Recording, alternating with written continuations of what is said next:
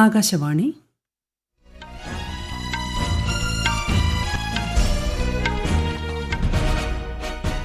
നമസ്കാരം. വാർത്തകൾ വായിക്കുന്നത് ലിൻസ സിറാജ്.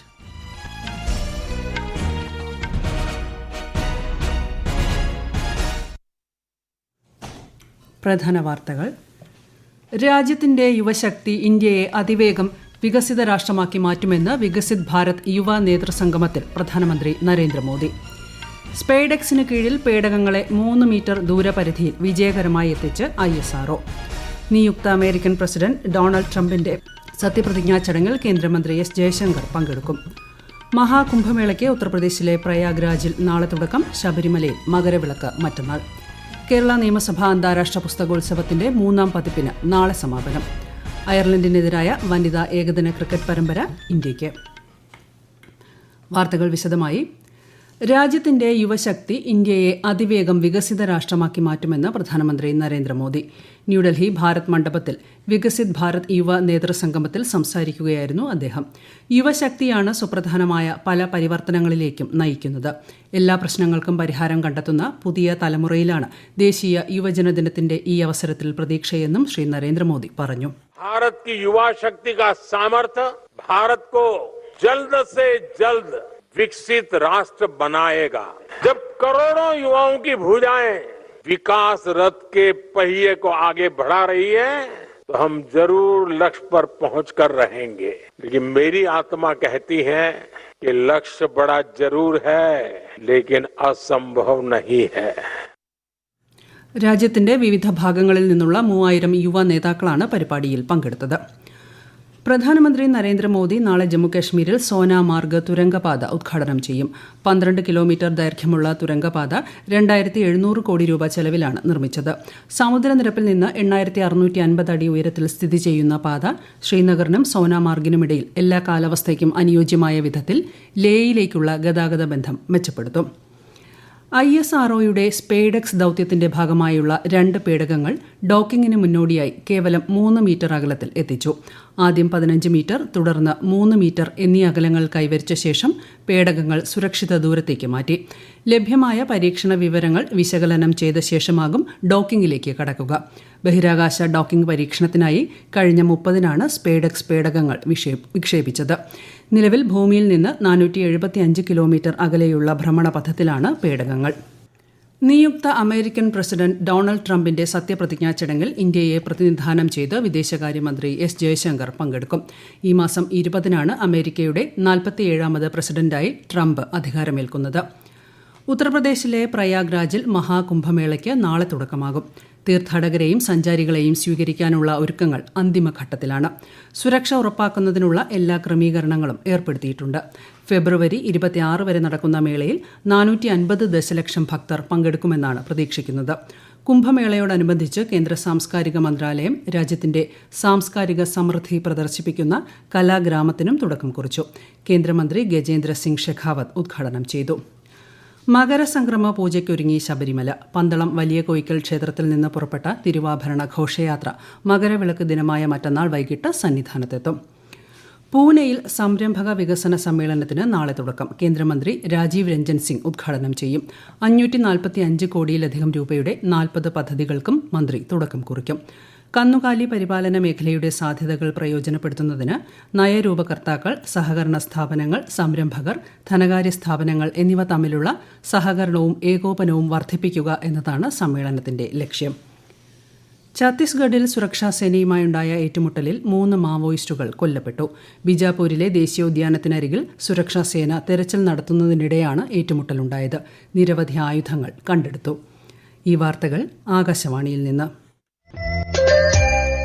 ആകാശവാണി വാർത്തകളും വാർത്താധിഷ്ഠിത പരിപാടികളും all India radio news Thiruvananthapuram YouTube ചാനലിലും all India radio news Thiruvananthapuram Facebook പേജിലും AR News_ തിരുവനന്തപുരം ഇൻസ്റ്റഗ്രാം അക്കൌണ്ടിലും AR News_TVM X ഹാൻഡിലും ലഭ്യമാണ്. സ്വാമി വിവേകാനന്ദന്റെ ജന്മദിനമായ ഇന്ന് രാഷ്ട്രപതി ദ്രൌപദി മുർമു, ഉപരാഷ്ട്രപതി ജഗ്ദീപ് ധൻകർ, പ്രധാനമന്ത്രി നരേന്ദ്രമോദി എന്നിവർ അദ്ദേഹത്തിന് ശ്രദ്ധാഞ്ജലി അർപ്പിച്ചു. സ്വാമി വിവേകാനന്ദന്റെ ജന്മദിനമായ ജനുവരി 12 രാജ്യം യുവജനദിനമായി ആചരിക്കുകയാണ്. കഴിഞ്ഞ പതിറ്റാണ്ടിൽ ഇന്ത്യ അതിവേഗ വളർച്ച കൈവരിച്ചതായി ഉപരാഷ്ട്രപതി ജഗ്ദീപ് ധൻകർ. ഹരിയാന ഗുരുഗ്രാമിലെ മാസ്റ്റേഴ്സ് യൂണിയൻ ഇൻസ്റ്റിറ്റ്യൂട്ടിന്റെ 4ാമത് ബിരുദദാന ചടങ്ങിൽ പങ്കെടുക്കുകയായിരുന്നു അദ്ദേഹം. ലോകത്തെ മറ്റൊരു രാഷ്ട്രത്തിനും ഇന്ത്യ നേടിയതിനു സമാനമായ വളർച്ചാ സ്ഥിരത പ്രകടിപ്പിക്കാൻ കഴിഞ്ഞിട്ടില്ലെന്നും ഉപരാഷ്ട്രപതി പറഞ്ഞു. No nation in the world has grown as fast, as stable as Bharat in last decade. ऐसी परिस्थिति में अब रिक्वायरमेंट क्या है? Human resource of your kind. क्योंकि अब लोगों की एक्सपेक्टेशंस बहुत हाई हैं.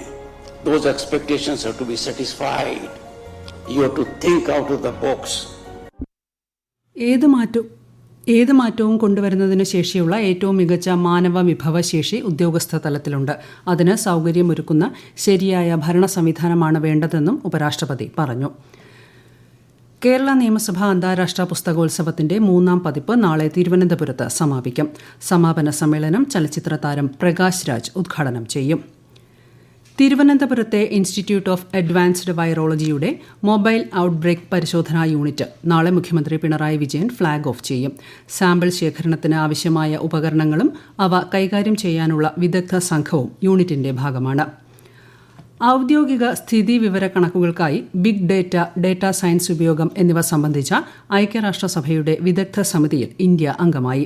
സമിതി അംഗമെന്ന നിലയിൽ ഈ രംഗത്തെ ആഗോള മാനദണ്ഡങ്ങൾക്ക് രൂപം നൽകുന്നതിൽ ഇന്ത്യയ്ക്ക് നിർണായക സംഭാവനയേകാൻ കഴിയും.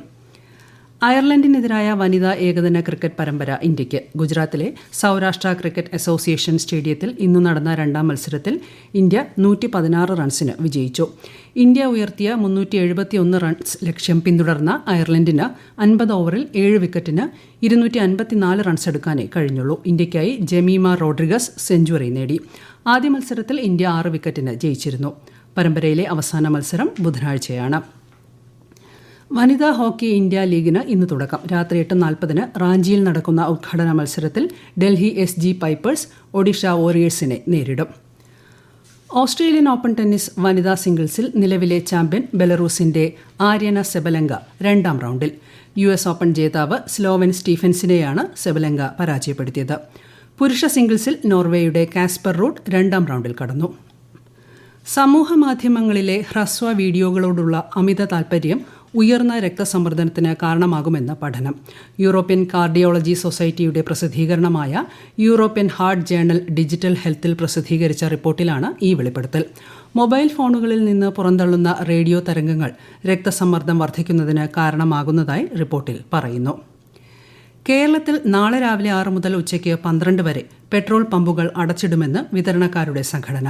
വിവിധ ഗോഡൌണുകളിൽ അനധികൃതമായി പെട്രോളിയം ഉൽപ്പന്നങ്ങൾ സൂക്ഷിക്കുന്ന സംഭവങ്ങളിൽ നടപടി ആവശ്യപ്പെട്ടാണ് പ്രതിഷേധം. കേരളത്തിൽ ഒറ്റപ്പെട്ട ഇടങ്ങളിൽ വ്യാഴാഴ്ച വരെ ഇടിമിന്നലോട് കൂടിയ മഴയ്ക്ക് സാധ്യതയുണ്ടെന്ന് കേന്ദ്ര കാലാവസ്ഥാ വകുപ്പ് അറിയിച്ചു.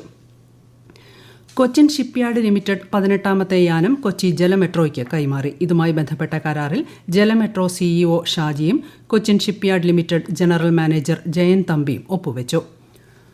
ഉത്തർപ്രദേശിലെ കനൌജ് റെയിൽവേ സ്റ്റേഷനിൽ നിർമ്മാണത്തിലിരിക്കുന്ന കെട്ടിടം തകർന്ന് 28 തൊഴിലാളികൾക്ക് പരിക്ക്.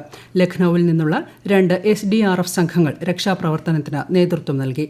സംഭവത്തിൽ അന്വേഷണത്തിനായി റെയിൽവേ 4-അംഗ സമിതിക്ക് രൂപം നൽകി.